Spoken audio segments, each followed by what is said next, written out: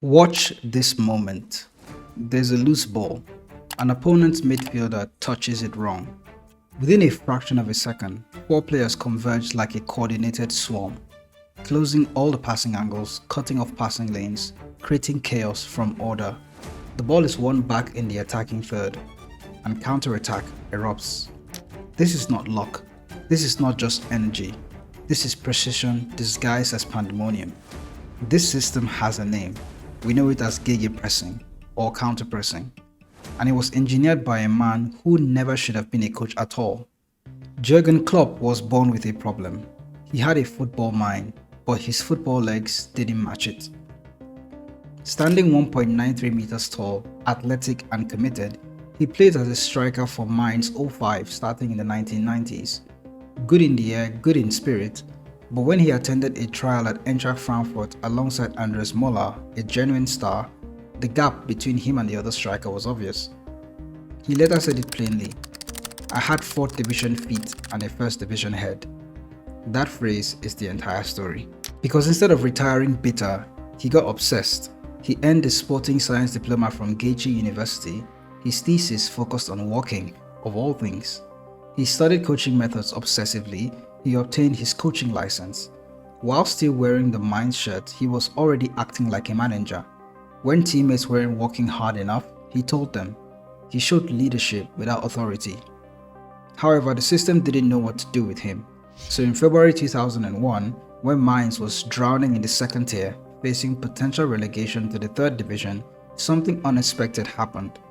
Their manager was sacked mid-season. The team was in a free-for-all. And sporting director Christian Heidel made a decision that seemed like a joke. He appointed Klopp, a 33-year-old active player who has never managed professionally, to be a player manager. Many thought the announcement was a prank, but Heidel said later, a decision made with the stomach, not with the head. The stomach was right. Mainz won 6 of their first 7 games, proved safe by the end of the season, and Klopp discovered something. He was meant for this. 7 years later, Borussia Dortmund was dying, stuck in mediocrity, hemorrhaging money, outgunned by Bayern Munich's dynasty, a club with history but no future. They hired Jurgen Klopp in 2008, expecting a rebuild. They didn't expect a revolution. His first system was brutal in its simplicity. Klopp used a 4-2-3-1 formation, nothing revolutionary on paper, but what he did with the shape changed everything. Here's the central idea. Football has 2 phases, in possession and out of possession. Back in the day, most teams treated out of possession as a resting phase. You lose the ball, you retreat, you reset into a defensive shape, and then you wait. Klopp rejected this entirely. His innovation was called Gegenpressing. The moment Dortmund lost the ball, the nearest player didn't just wait. They attacked the ball carrier immediately. Within 1 or 2 seconds, the entire team had shifted into an aggressive press. Any bad touch, an immediate press. Any backward pass, an immediate press. Close body orientation, press. Why? Because when you lose the ball, the opponent is disorganized. Their defensive shape hadn't formed yet. They're still transitioning, so this is your moment to win the ball back. So instead of a defensive shape, Dortmund maintained a high defensive line, pressed aggressively, and tried to regain possession in the attacking third. And when they succeeded at an elite rate. They had instant attacking chances. The opponent's defense hadn't yet reset. Klopp called this the best playmaker in the world. Think about it. The traditional playmaker takes about 5, 10, 15 seconds to create attacking chances through possession. Gegenpressing, however, created chances in 2 seconds, straight from losing the ball. But on the pitch, it looked like madness. Young players running everywhere, intensity had never really dimmed in their eyes. But watch closely and then you're going to see coordination. There are triggers, there are cover shadows. Each player knew when to press and when to provide support. The squad was young. They had hungry athletes like Mario Götze, Marco Reus, Robert Lewandowski, even Ilkay Gundogan. They didn't possess the technical finesse of Bayern Munich and Barcelona at the time. However, they compensated for this in work rate, determination, and collective sheer belief. In 2010-2011, Dortmund won the Bundesliga, breaking Bayern Munich's dominance. In 2011-2012, they won the double, that's the Bundesliga and the Cup double. The 5-2 demolition of Bayern Munich in the DFB Pokal exemplified their approach, pressing intensity suffocating the elite sides. In 2013, Borussia Dortmund reached the Champions League final. And that semi-final against Real Madrid, the moment that actually defined their philosophy, we saw Dortmund dismantle a side packed with superstars, pressing, overwhelming Real Madrid, transition that turned into goals. Robert Lewandowski scored 4 times against Real Madrid. Dortmund's gegenpressing wasn't just a tactic, it was more like a siege. But what happened next was crucial. You see, the system had a fatal flaw. It was destroying their players. Gegenpressing demanded maximum intensity for about 90 minutes, so the team was constantly pressing, constantly sprinting, and constantly recovering. By the end of the season, key players were injured or even exhausted. Performance started to dip, and crucially, elite teams with better possession began to avoid Borussia Dortmund's press entirely. Sometimes they would use long balls or even use wide rotations to avoid the center. Plus, financial constraints forced the sales of players like Robert Lewandowski, Mario Götze, and even Ilkay Gundogan. The system worked because these players actually believed in it, but when the turnover came, it started to fall apart. Klopp reached a ceiling. His philosophy was revolutionary, but it wasn't sustainable, not at Dortmund. So he did something most coaches wouldn't do. He admitted it, and in 2015, he took the Liverpool job, a club that hadn't won the league in 30 years, a challenge that required not just intensity but intelligence as well, not just chaos, but they had to have a level of control. The formation shifted to 4-3-3. 3 midfielders instead of 2 allowed better pressing numbers. It also allowed for better rest defense, structure that prevented counterattacks when the pressing failed. In possession, Dortmund had a vertical and direct front foot chaos approach. Liverpool became vertical yet patient. They averaged about 55 to 60% possession in most games, but built patiently from the back. However, their final passes were explosively vertical. The key innovation here were the fullbacks being more creative. Trent Alexander-Arnold on the right-hand side even began to tuck inside, inverting the winger's shape, and the Robertson on the left-hand side bombarded forward in overlapping runs. They weren't just defensive fullbacks, they were creative weapons. Trent Alexander-Arnold's vision from midfield combined with Robertson's tireless running, Virgil van Dijk's commanding presence in defense, and one of the best modern sweeper keepers in Alisson Becker, suddenly Liverpool had 6 attacking outlets instead of 4. Even their striker role evolved. Roberto Firmino wasn't a traditional centre-forward, he was more of an attacking midfielder. However, he played as a number 9 for Liverpool, so he dropped back, acting as a false 9.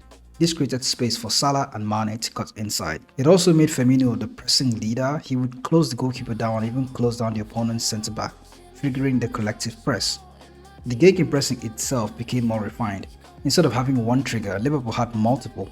Instead of that unstructured chaos that we saw at Dortmund, there was an intelligent structure to their pressing. They tracked runners a lot better and they recovered faster. If you watch the 2019 Champions League season, in the group stages, Liverpool faced a lot of top teams repeatedly. Their pressing wasn't the same every time. It was adapted. You see, against the heavy teams, they pressed higher and tighter. However, against direct counter-attacking teams, Liverpool tend to drop into a slightly more protected shape. Then came the moment that shocked everyone and crystallized everything. In 2019, Liverpool had a Champions League tie, a semi-final tie for that matter, against Lionel Messi's FC Barcelona. They were playing at their peak in that year. Liverpool lost the first leg 3-0. This was at the Nou Camp, by the way. However, in the second leg at Anfield, it was supposed to be a ceremonial transition into the final for Barcelona, but Barcelona, being the favourites for the entire competition, they were shocked as to what happened that day. Liverpool had to erase a 3-goal deficit that they lost in the first leg and somehow find a way to win the game. However, what we saw was the mature version of Jurgen Klopp's philosophy. Liverpool pressed, not in the same unhinged pressing from 2014 Dortmund. This was selective, triggering in their specific moments, building attacks through their patient possession. However, they were still very vertical and dynamic when they needed to be. Mane ran at Barcelona's defense, and the fullbacks created a lot of chances.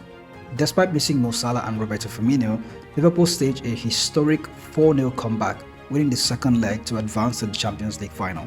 After the final whistle, Jurgen Klopp said, "These boys are fucking mentality giants." It became the phrase that defined Liverpool's era. The following season, Liverpool went on to win the Premier League with 99 points. Not just using chaos alone, they had precision and control in their approach. They had elite turnovers, and they also led in Europe with smart pressing, composed ball possession, clinical transition, and set-piece dominance. Everything was so coordinated. So this wasn't just Borussia Dortmund's repeat, it was like the same philosophy, however a lot more evolved. It matured into a system that could sustain dominance across 38 matches against the world's best opposition. So what is the ultimate philosophy? Well, there are 7 non-negotiable principles that define Jurgen Klopp's philosophy. We know that gegenpressing is not really random. It's a structured counter-attacking triggered by specific moments. There's always a loose ball, a backward pass from the opponent, also like close body orientation like we mentioned, or even balls that are overhit. The team presses collectively, not just as isolated individual players, but coordinated units of pressing. This is the foundation of gegenpressing. Another principle is vertical speed over horizontal possession. Build-up is patient when building, but the final actions are usually explosive. A pass through the line is preferred to 5 sideways passing. Combination happen in tight spaces because the high line compresses distance. Once the ball escapes the press, counterattacks run directly towards the opponent's goal. A third principle will be fullbacks overlapping and being creative outlets for the team. Either you're using inverted fullbacks that are going to tuck inside or overlapping fullbacks that are going to run out wide. Klopp's philosophy creates 2v1 situation and 3v2 situations in wide areas.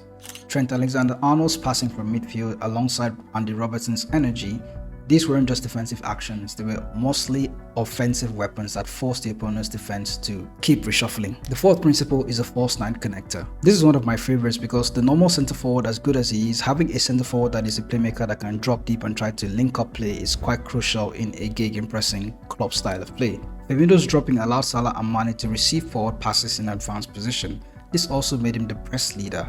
This is what modern football demands from the role. Principle number 5 is the high line with rest defense. The high defensive line compresses space and enables quick transitions. But pressing isn't just 100% of the time. There's intelligent recovery moments that prevent counterattacks. A mid-block can be used against teams that strictly play counterattacking. However, a high line is recommended against teams that like to play out from the back. That high line has shape, has cover shadows and spacing that kind of prevents the opposition from playing out from the back. Jurgen Klopp prefers collective mentality over individual talent. That's why his 6th principle, Klopp's sides never really had the one individual most talented player. They always had most aligned players that are always selfless, ready to work together. They have high belief, high determination, high work rate, high teamwork. These attributes meant more than any of the technical skills that they had alone. Principle number 7 is sustainability through your intense management. Gegenpressing demands maximum effort, but maximum effort cannot really sustain you over 38 matches throughout a season, even plus Champions League games and Cup games. This is where Dortmund failed. Liverpool succeeded by managing fatigue, rotating players, and always tweaking the formation and pressing strategies to allow you to stay consistent long term. So here's the question everyone's asking after Dortmund and Liverpool went on to dominate. Can we actually achieve this? Not just to understand the system, but can we actually construct the system in the game of Football Manager? The answer is yes, but it requires understanding why a 4-2-3 works and how each player role sort of interconnects with one another and how the team instructions help you bind everything together. Most people see a 4-3-3 and think it's simple. 3 players in midfield, 2 wingers, 1 striker. Everything is normal, but that's just surface level thinking. The Jurgen Klopp 4-3-3 is an architectural marvel. Every role exists to solve a specific problem.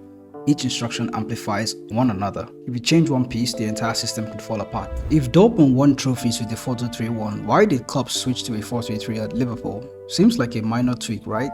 Yeah, one midfielder shifts in position, so what's the real difference? Here's what we're solving for here. In 4-2-3-1, you have 2 defensive midfielders. One is purely a number 6, while the other is a slightly more creative defensive midfielder in a number 8. The attacking midfielder is playing ahead of them. When you press high up the pitch, which gegenpressing demands, your midfield becomes stretched vertically. Your 6 is deep and your 8 is slightly more forward. Your number 10 is in the final third already, so this creates a lot of gaps. Gaps also mean counterattacks for the opposition. A 4-3 solves this problem differently. You have 3 midfielders in a horizontal line, you have a destroyer and 2 number 8 or box-to-box midfielders. When you press, the pressing midfielders are closer together. The number 6 stays slightly deeper for security. The 2 number 8s close the space behind without leaving the number 6 overly exposed. Gegenpressing needs horizontal midfield strength. You're pressing collectively, not as individual players. 3 midfielders allow coordinated pressing without structural collapse.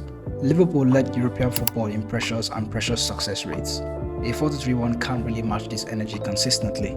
So now we know that the midfield is stronger. How do we actually build from the back without getting pressed to death in our own half? Well, if you watch the high pressing teams in FM26, they dominate the pitch but struggle to actually build up from the back. One mistake in possession and the counter-attacks are devastating against you. Liverpool never really had this problem. Why? 2 mechanisms. The first is the ball-playing goalkeeper, or what we know as a super keeper. The goalkeeper essentially is your first attacker.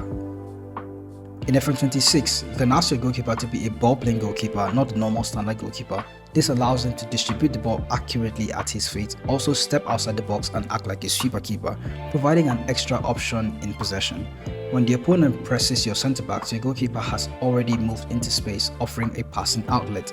This is why Alisson Becker is so critical at Liverpool.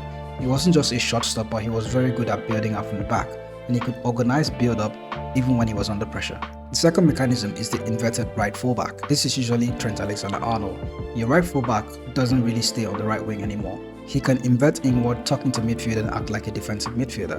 In FM26, you achieve this using the inverted wing-back role. You can also ask a normal wing-back to sit a bit narrower. This kind of works. When the wing-back inverts, it creates a 3v2 overload in central midfield. Instead of a 6-8-8-10 system, you now have a 6-8 inverted fullback or Trent Alexander-Arnold, 8 and number 10. 5 players in the central zone against the opposition's 3 midfielders or defenders. Your centre-back can play a pass to Trent Alexander-Arnold, who is not really on the wing. This inverted wing-back has time and space, and he can pass the ball forward or laterally. The opponent's press is nullified because they are outnumbered in a zone where they are also trying to press. Teams that press your back 3 are suddenly pressing against a back 4 because Trent is acting as a 4th midfielder. This is why Liverpool could build up patiently even against elite pressing teams. So we can build from the back without chaos, but building is just pre-possession. How do you now create attacks? How do you create numerical superiority in the final third? We know that possession alone doesn't just create goals, so how do you create chances despite having all of the ball? 2 mechanisms also work here. The left fullback Andy Robertson doesn't just defend. During attacks, he overlaps the left winger and creates a 2v1 situation down that wing. You can ask your left back to be a wing back and ask him to push forward aggressively during attacks, also ask him to create overlapping runs with the winger and provide width on that side.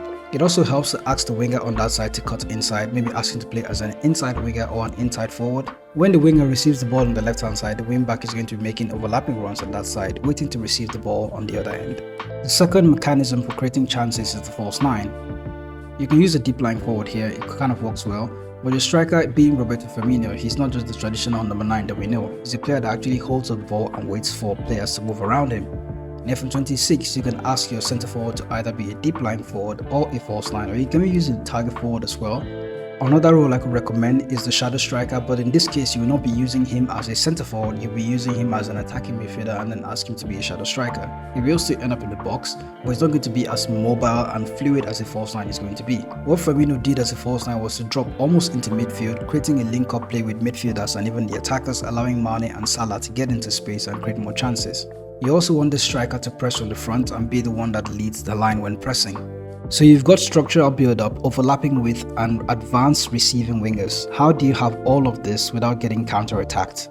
Pressing high means that you also have your backline exposed, so how do you protect them from counter? This is the trade-off that everyone is actually afraid of. If you press so high, won't teams just play a long ball over the top and try to counter-attack you? Well, yeah, that happens a lot, but not if you have structured triggers and recovery. In FM26, pressing is controlled through team instructions.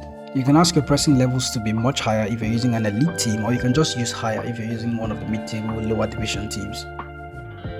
Your trigger press and pressing intensity, however, should be much more often if you're using an elite team like Liverpool, or you can use more often trigger press in case you're using a normal team. For close body orientation pressing, you will need to use the much more often trigger press. This is going to mean that any of your players that are nearest to the ball carrier at any point will obviously go ahead and try to press them and win the ball back. But pressing doesn't work 100% of the time. Sometimes the opponent actually escapes the press. This is where your rest defense comes in. If an opponent breaks through the press, you need a second layer of defense. In FM26, you can set this through counter pressing. You can stun on your counter press and allow your team to try to engage your position if they lose the ball. This was essential in Jurgen Klopp's style of play. You can also try to prevent the short goalkeeper distribution to stop the opponent from playing the ball out from the back.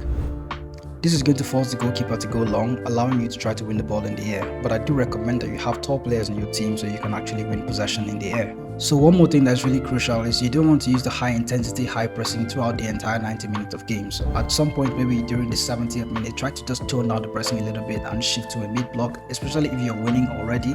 It's okay to just calm the game down and try to save your energy rather than allowing your players to run tirelessly and run out of legs and then risk conceding a goal.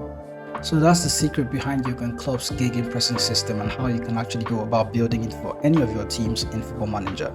The system has now been copied. Mauricio Pochettino uses it, even Julian Nagelsmann uses it and experiments with small facets of the game. Top clubs worldwide have adopted Gegenpressing as their core doctrine. Jurgen Klopp's team didn't just press because it was tactically sound, they pressed because they believed that intensity, collective effort, and joy in the work would overcome superior talent. He took a 4th division player mindset, that relentless effort, determination, and fighting spirit, and engineered it into a philosophy that won the Champions League and broke a 30-year title drought. His Dortmund side proves that chaos and coordinated effort actually defeats order. His Liverpool side proves that order, when passionate, can also become unstoppable.